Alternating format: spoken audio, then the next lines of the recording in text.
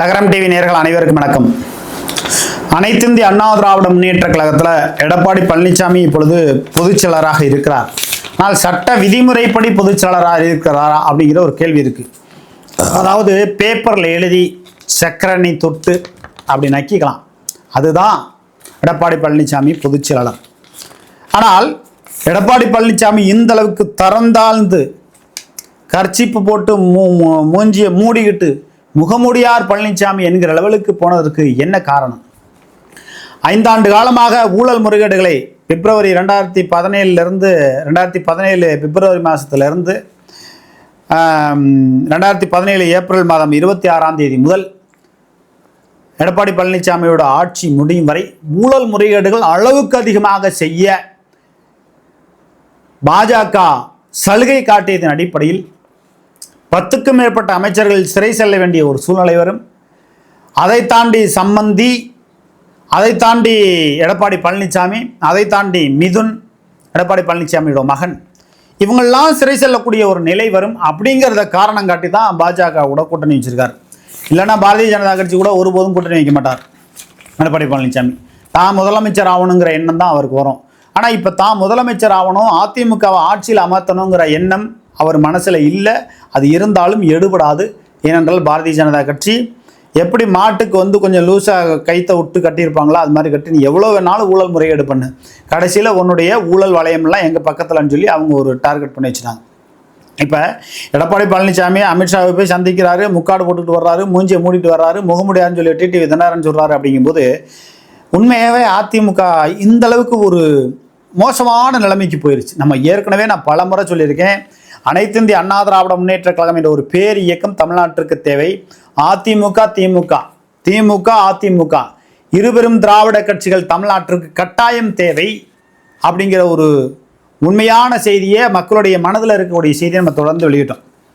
ஆனால் அம்மையார் சசிகலா அவர்கள் அனைத்து இந்திய அண்ணா திராவிட முன்னேற்ற கழகத்தினுடைய பொதுச் செயலாளராக வந்துவிடக்கூடாது, தமிழ்நாட்டினுடைய முதலமைச்சராக வந்துவிடக்கூடாது என்றுதான் அம்மையார் ஜெயலலிதா அவர்கள் அப்போலோ மருத்துவமனையில் கவலைக்கிடமாக மருத்துவமனையில் இருந்த பொழுது, அப்போ அருண்ஜேட்லி, இன்னும் இருக்கக்கூடிய வெங்கையா நாயுடு, ரவீந்திரன் துரைசாமி நாடார் போன்றவர்களெல்லாம் ஒரு கமிட்டி போட்டு அம்மையார் சசிகலா அவர்களை சிறையில் வைக்கணும், அவங்க அதிகாரத்துக்குள்ளே வந்து விடக்கூடாது, அவங்க அதிகாரத்துக்குள்ளே வந்தாங்கன்னா பாஜகவுக்கும் வேலை இல்லை, யாருக்குமே வேலை இல்லை அப்படின்னு திட்டம் போட்டுத்தான் அம்மையார் சசிகலா அவர்களை சிறையில் வைத்தார்கள்.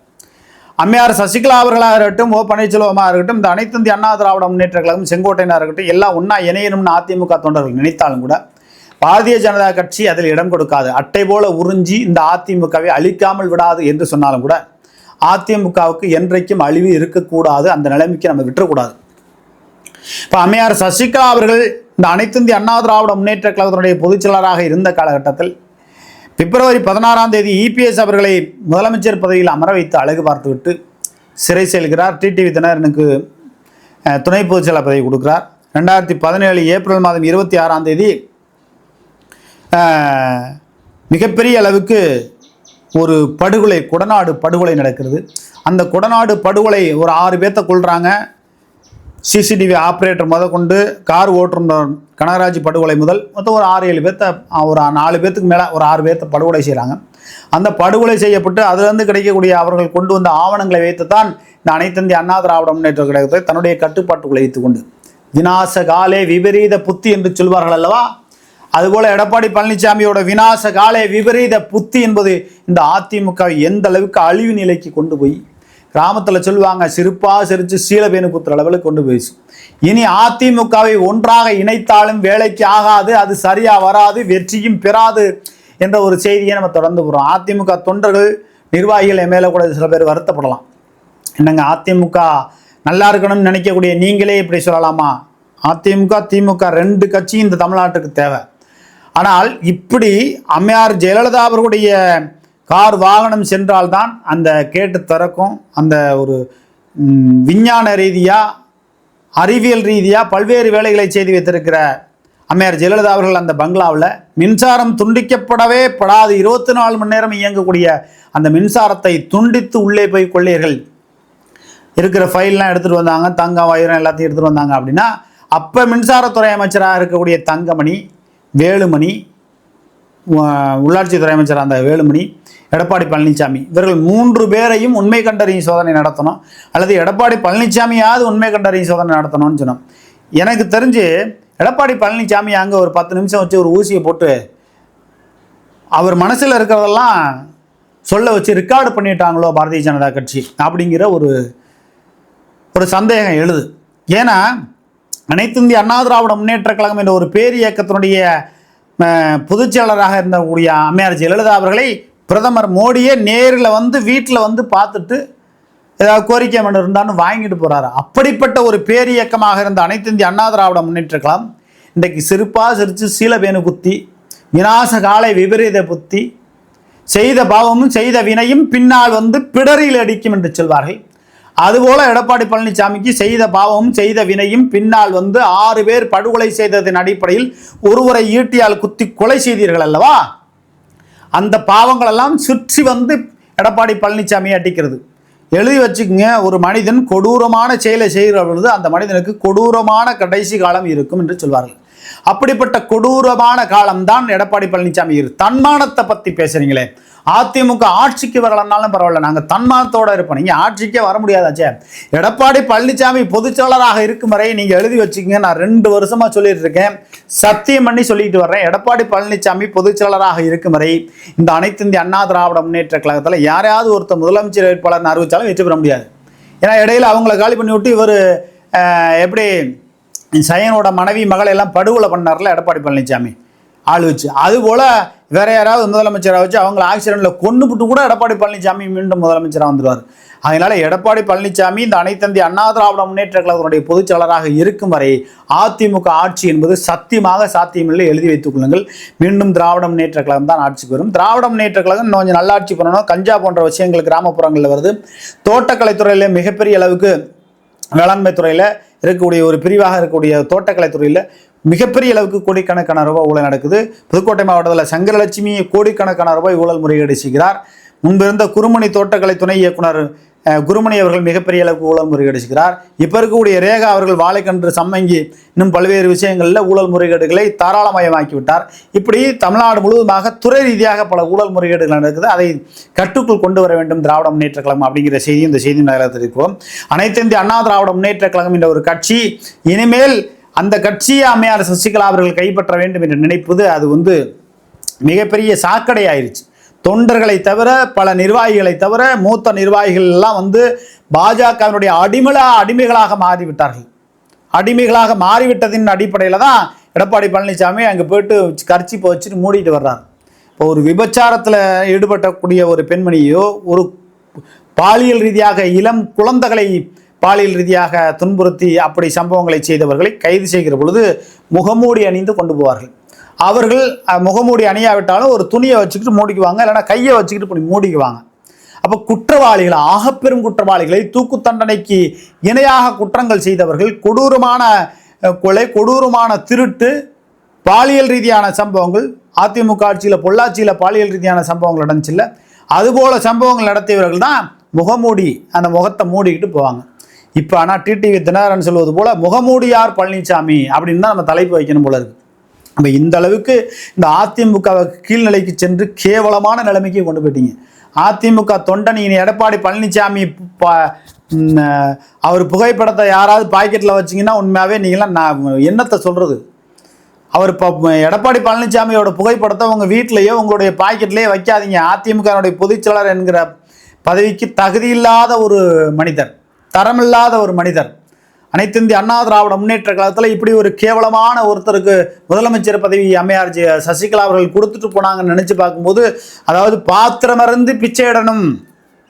ஒருத்தருக்கு உதவி செஞ்சால் அவங்க நன்றியாக இருப்பாங்களா, விசுவாசமாக இருக்காங்களா அப்படின்னு பாத்திரமருந்து, நம்ம உறவினர்களாக இருக்கட்டும், அவங்களுக்கு உதவி செஞ்சால் நன்றியாக இருப்பாங்களா, விசுவாசமாக இருப்பாங்களா, காலவாரி விட மாட்டாங்களா, எப்போ சாவேன்னு எதிர்பார்க்க மாட்டாங்களா அப்படின்னு பார்த்து பாத்திரமறிந்து உதவி செய்யணும். இது அம்மையார் சசிகலா அவர்களுக்கு தெரியாமல் இல்லை. ஆனால் சொந்த கைகாசு போட்டு இவங்க ஒருத்தரை முதலமைச்சர் ஆக்கி விட்டு போயிருந்தாங்கன்னா இந்த வேலைக்கே இவ்வளோ பிரச்சனைக்கு வேலை இல்லை. ஆக அடிப்படையிலிருந்து எல்லாருமே பாரதிய ஜனதா கட்சிக்கு அடிமையாகி விட்டார்கள்.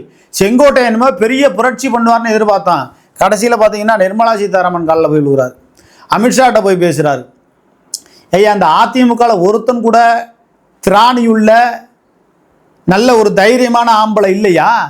எல்லாருமே போய் பாரதிய ஜனதா கட்சி காலை நக்கி கொண்டு தான் இருக்க வேண்டுமா? ஒருவர் கூட இந்த திராவிட முன்னேற்ற கழகத்திற்கு மாற்றாக அதிமுகன்னு பேசுறீங்களே, தீய சக்தின்னு பேசுறீங்களே, அதெல்லாம் ஐயா கலைஞர் கருணாநிதி அவர்கள் இருந்தவர்களையும் தான் தீய சக்தின்னு உங்களால் பேச முடியும். அம்மையார் ஜெயலலிதா, ஐயா கலைஞர் அவர்கள், இந்த இருவரும் இருந்த பொழுதுதான் இரு சமமான எதிரிகளாக ஒருவருக்கு ஒருவர் அரசியல் இருந்தாங்க. இப்போ இருவரும் மறைந்த பிறகு ஒருவருக்கு ஒருவர் சரியான எதிரி இல்லை என்கிற லெவலுக்கு போயிடுச்சு. இப்போ திமுகவுக்கு சரியான எதிரி யாரு? எதிரியே இல்லைங்கிற லெவலுக்கு வந்துருச்சு. அப்படி இடம் கொடுத்தது யாரு? எடப்பாடி பழனிசாமி என்ற இந்த கொடநாடு கொலை செய்த கொலைகாரன் என்று நான் சொல்லவில்லை, எல்லோரும் சொல்லுகிறார்கள். அனைத்து இந்திய அண்ணா திராவிட முன்னேற்ற கழகம் என்ற ஒரு பேர் இயக்கம் எப்படி இருந்தது? பாரதிய ஜனதா கட்சிக்கு என் வாழ்நாள் முழுவதும் ஒரு முறை நான் தவறு செஞ்சுட்டேன், வாஜ்பாய் ஆட்சியை நான் தான் கவிழ்த்தேன், இனி அப்படி ஒரு தவறை பாஜகவோட கூட்டணி வைக்க மாட்டேன், நான் சாகுமறை என்று சொன்னார்களே, அவங்க செத்த பிறகு பாஜகவோட அனைத்து வகையிலும் தொடர்பில் இருக்கிறீர்களே. இந்த அனைத்து இந்திய அண்ணா திராவிட முன்னேற்ற கழகத்தை சார்ந்த எடப்பாடி பழனிசாமி, எஸ்பி வேலுமணி, தங்கமணி இருக்கக்கூடிய அனைத்து அமைச்சர்களும் பாஜகவினுடைய கைகூலியாக மாறிவிட்டீர்களே. எப்படி அதிமுக தொண்டர்கள் ஓட்டு போடுவார்கள்? அதிமுகவிற்கு அதாவது சுயேட்சையாக நிற்கிறவனுக்கு ஓட்டு போடுவாங்க, இல்லைனா ஓட்டை செல்லா ஓட்டாக போட்டுட்டு போயிடுவாங்க. அப்படி மோசமான நிலைமையில் இருக்குது. அதுக்கு இன்னொரு விஷயம், விக்கிரவாண்டி தேர்தலில் 40,000 ஓட்டுக்கு மேலே அதிமுக ஓட்டு திமுகவுக்கு போயிடுச்சு. ஈரோடு தேர்தலில் 50,000 ஓட்டுக்கு மேலே அதிமுக ஓட்டு திமுகவுக்கு போயிடுச்சு. அப்போ என்ன காரணம்?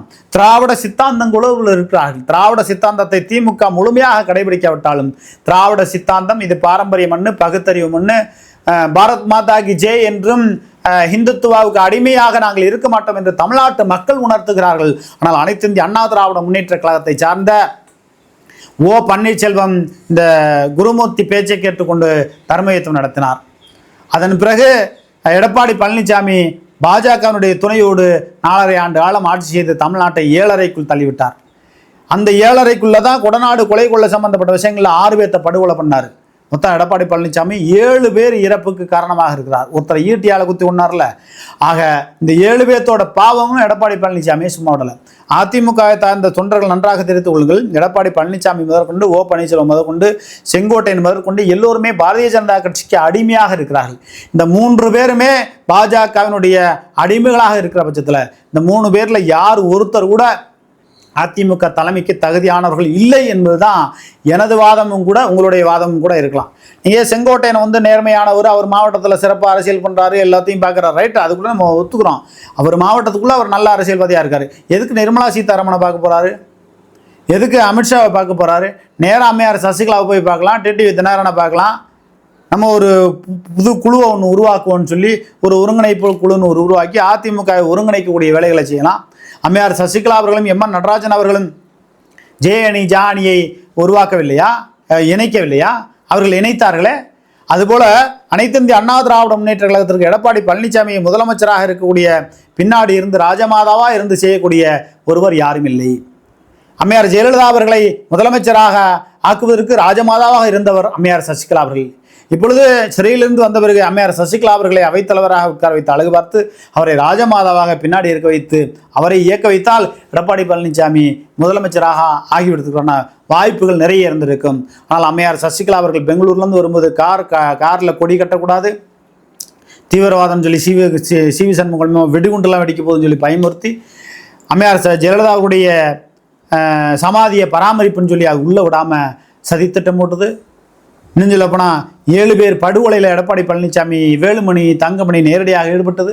இப்போ அனைத்து பாவச் செயல்களும் அதிமுகவை சும்மா விடாது. இன்னும் சொல்லப்போனால் அம்மையார் சசிகலா அவர்கள் தனி ஒரு அணி அமைத்து, அம்மா அணின்னு ஒரு அணி அமைத்து தமிழ்நாடு முழுவதுமாக கட்டமைப்புகளை செய்து 2026க்கு பிறகு மாபெரும் ஒரு சக்தியாக அவர் இயங்கி அதிமுகவை கைப்பற்றுவார். இதுதான் உண்மை.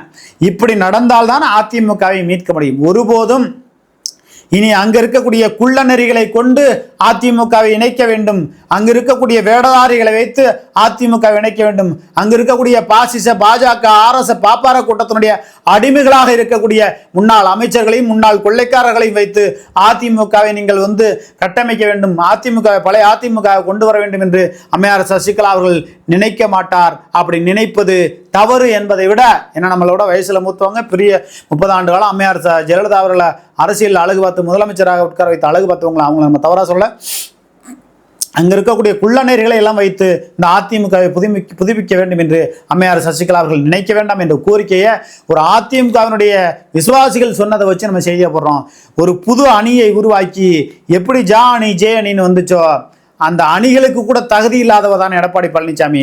ஆகையினால ஒரு புது அணியை உருவாக்கி நாங்கள் தான் உண்மையான அதிமுக என்ற நீதிமன்றத்தில் வாதாடி ஒரு புது அணியை உருவாக்கினால் அதிமுக வலிமை பெறும், ஆளுமையாக வரும். ஆட்சிக்கு வராவிட்டாலும் இந்த அதிமுக என்ற ஒரு கட்சி இருக்கணும் அப்படிங்கிற ஒரு நல்ல எண்ணத்தில் தான் இந்த செய்தியை வெளியிடுறோம். அம்மையார் சசிகலா அவர்கள் தமிழ்நாடு முழுவதுமாக இந்த தேர்தலுக்கு முன்னோ அல்லது பின்னோ தமிழ்நாடு முழுவதுமாக ஒரு புது அணியை உருவாக்கி அதிமுக என்ற ஒரு புது அணியை உருவாக்கி பொறுப்பாளர்களை நியமித்து நீதிமன்றத்தின் மூலமாக வாதிட்டு அம்மையார் சசிகலா அவர்கள் இந்த அதிமுகவை மீட்டெடுக்க வேண்டும் என்பதை தாண்டி அதிமுகவை புது அணியாக உருவாக்கி இதுதான் அதிமுக என்கிற ஒரு நிலைமையை கொண்டு வரணும். 2026 எடப்பாடி பழனிசாமி தலைமையில் இந்த தேர்தலை சந்திக்கிற பொழுது நிச்சயமாக ஒரு 15-20 தொகுதிகள் கூட வெற்றி பெறுவது என்பது சாத்தியமே இல்லை, சத்தியமாக சாத்தியமில்லை. அந்த அதிக அளவுக்கு 20, 30, 40 அப்படி வெற்றி பெற்று எதிர்க்கட்சியாக வந்து விடலாம் என்று எடப்பாடி பழனிசாமி நினைக்கிறார். அந்த அளவுக்கு நாங்கள் விட்டுவிட மாட்டோம். அதிமுக எடப்பாடி பழனிசாமி தலைமையில் இருக்கிற பொழுது அது ஒரு 10 சீட்டு 15 சீட்டு, அதுவும் கூட்டணியெல்லாம் சேர்ந்து 4-3-2 இப்படி ஜெயிக்கக்கூடிய ஒரு நிலைமை தான் வரும். 20க்கு மேலே தாண்டவே தாண்டாது. 20 வந்தாவே போதும்னு எடப்பாடி பழனிசாமி நினைக்கிறார். அதனால் எடப்பாடி பழனிசாமி அவர்களை அரசியலிருந்து ஓரங்கட்டுவதற்கு மக்கள் தயாராக இருக்கிறார்கள். அதிமுக தொண்டர்கள் நிர்வாகிகள் தயாராக இருக்கிறார்கள்.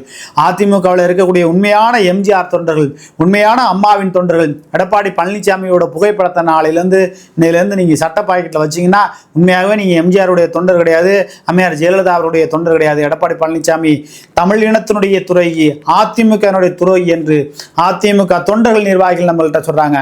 அதனால் எடப்பாடி பழனிசாமியோட புகைப்படத்தை நீங்கள் பாக்கெட்டில் வைக்க வேண்டாம். எடப்பாடி பழனிசாமியோட புகைப்படத்தை நீங்கள் கார்லேயோ வீட்லேயோ வைக்க வேண்டாம். ஏன்னா அதிமுகவை திறந்தால்னு வித்துட்டாரு. அதிமுகவை பாஜக கிட்டத்தட்ட குத்தகைக்கு எழுதி கொடுத்துறாரு. அதனால அம்மையார் சசிகலா அவர்கள் ஒரு புது அணியை உருவாக்கி அதிமுகவை 2026க்கு பிறகுதான் மீட்க முடியும் அப்படிங்கிற செய்தியை நம்ம சொல்றோம். அதிமுக என்ற ஒரு கட்சிக்கு அழிவே இல்லை. அது பினிக்ஸ் பறவை போல மீண்டும் எழுந்து இந்த அதிமுக வலிமை பெறணும், ஆளுமை பெறணும். இந்த கட்சி தேவை. திமுகவுக்கு மாற்றாக அதிமுக தேவை, அதிமுகவுக்கு மாற்றாக திமுக தேவை. இருவரும் திராவிட கட்சிகள் தமிழ்நாட்டுக்கு தேவை என்பதை தான் இந்த செய்தி மேலத்திற்கு கூறும். அடுத்ததொரு அரசியல் செய்தியை நீங்கள் காண காத்துருங்க. லகரம் டிவி சேனலை சப்ஸ்கிரைப் செய்து ஆதரித்து தொடர்ந்து ஆதரவு கொடுங்கள். நன்றி, வணக்கம்.